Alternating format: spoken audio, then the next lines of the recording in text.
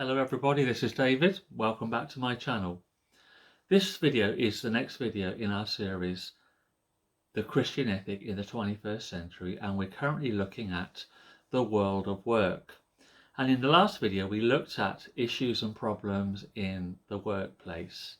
And in this video we're going to be looking at, how can I put this? We're going to be looking at if we could look at our work as a contribution owed to the community. So let's continue. One of the most famous of all economic principles is the principle associated with the name of Adam Smith. That is the principle of the division of labour. By that principle, no one tries to do everything, but each person does his own job. For example, the baker does not try to make clothes, and the tailor does not try to bake bread. The shoemaker does not try to fillet fish, and the fishmonger does not try to sole shoes. Each man does his part, and the whole makes up an efficient society. It is a case of each for all and all for each. This is not only good economics, it is also good Christianity. For this is the principle of the community as a body in which each part has its own part to play. Now, it has to be said, the problem today is that there is little or no community in life.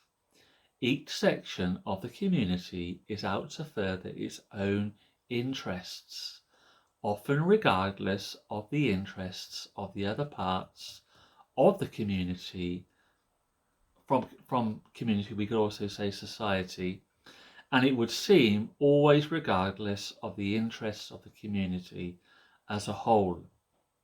Now, if men and women work to contribute to the community instead of to extract from the community would be in a much more healthy state than it is today.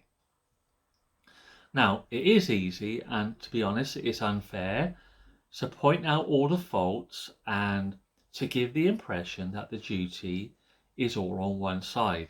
For example, we could blame the managers, we could blame the workers, but just as a person has obligations that he must satisfy and responsibilities that we must fulfill, there are certain things which are due to them, and if these things are not given to them, there is bound to be trouble, and that trouble extends far beyond its own generation, for there is such a thing as historical memory.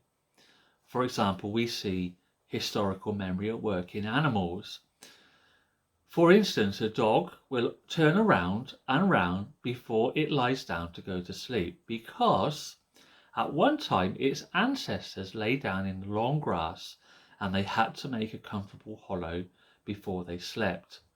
So in society today, we get discontents and fears and resentments which are not the result of present conditions at all, but which are the result of injustices and inhumanities which happened 2 or 3 generations ago. The trouble in society is that if we sow the wind, we reap the whirlwind. Now, it often happens that we often fight again, quite unconsciously, the battles that our fathers and grandfathers fought, and in the present conditions, quite unnecessarily. So then, just as there are certain things due from a working person, there are also certain things due to a working person. So what are these? Let's have a look. So the teachings of Jesus has certain implications. They are especially prominent in the parable of the labourers in the vineyard that we read in the book of Matthew, chapter 20, verses 1 to 16. Now, I'm going to use the word man to encompass men and women. as in humanity. So, firstly, there is first of all the right of a man to work. It is astonishing how recently the working man acquired any rights at all. As late as the 1890s, there was no unemployment benefit and no old age pensions. Hundreds of thousands of skilled people were out of work. Now, they were sleeping six to a bench on the embankment between Temple and Blackfriars. This is in London. This is 1800s England. They huddled together for warmth in the arches of Blackfriars Bridge. They were sleeping by the score in Spitalfields graveyard and in the shop doors of Liverpool Street. Now, Frank Collier, who is a historian, tells how the Salvation Army began to investigate this problem. And this is what was written. And on a single evening in June 1890, there were in the middle of the night 368 men sleeping out in the single mile between Westminster and Blackfriars, living through the hell of empty days on a pennyworth of bread and a pennyworth of soup per day. And there's been other times, for example, in the 1930s, when people were completely out of work. They had nobody had work, and it's a very terrible thing when conditions in society are such that there are no work. And there is that unconscious memory and the unconscious fear that these workless days might come back.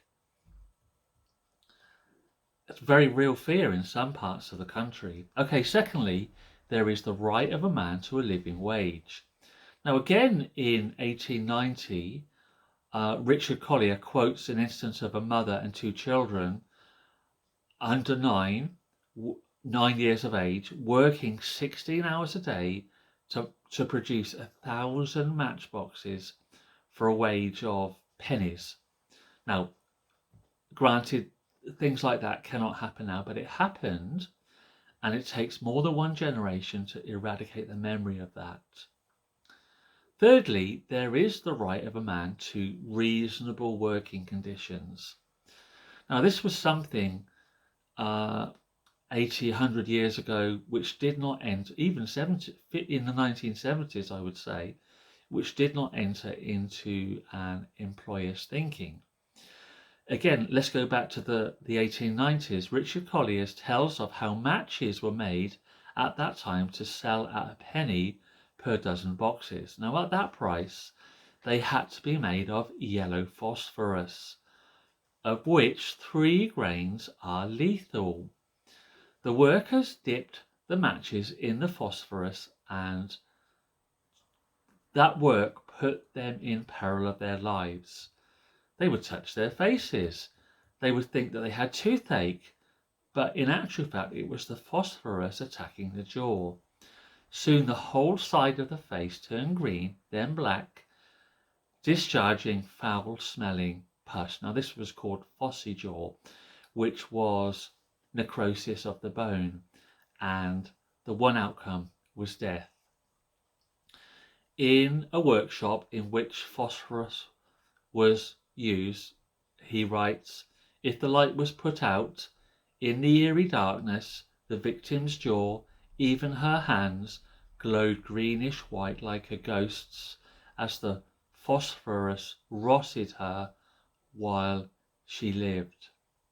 Now, this actually happened. This is there's been videos on YouTube about this kind of thing. Terrible working conditions in the 1800s, in the 1900s, even into the 20th century. So when we remember things like this historical memory takes generations to remove. Now, when we do remember things like that, the 19th and the 18th centuries, even the 20th century, the wonder is not that industrial relations can be difficult, but that they are as good as they are. When people who are treated like that find themselves in a position to defend themselves and to have their demands met, no one can blame them for taking their chance. This was where the rise of the trade unions came from, for the protection of the working person. Okay, so the simple fact is that it is impossible to build an industrial community on an industrial ethic which is unchristian. We can't treat people like dogs, if I could put it in a better way. So our forefathers did just that. The Industrial Revolution, you think of the cloth mills, the cotton mills, of the dark satanic mills of Manchester, if I could put it like that, the sweatshops of the Far East today in our modern times. We must do all we can to stop it. I'm going to end the video here, and in the next video we will look at the place of work in an individual's life. So I want to thank you for joining me in this video. See you on the next one. Bye bye.